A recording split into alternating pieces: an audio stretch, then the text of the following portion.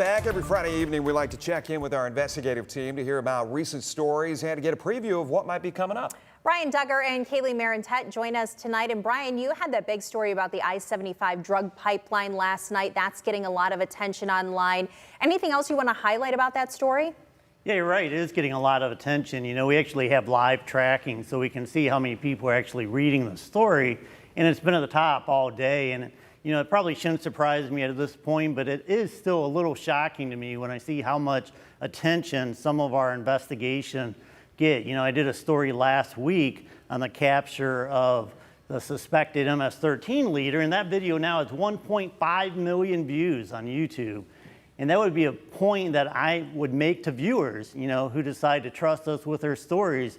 You know, first, we're going to do it well, and a lot of people are going to see it, and we're going to fight really hard to get you some results. But as far as the I-75 headline, I think people probably are just a little shocked about me talking about the cartels being active in this area, and they really are. And I-75 really is a perfect way for them to move their product.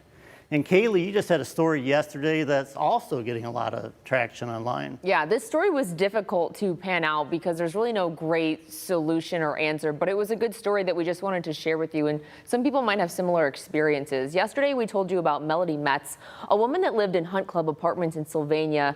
That was until a fire happened in July of last year. She called us saying she hasn't been able to get things out, but the apartment argued they gave everyone a full day and even had her sign an agreement giving up whatever was left in her apartment. I got a copy of that agreement and showed Metz. She said she didn't remember the handwritten portion that was on that agreement and wouldn't have agreed to hand over her things.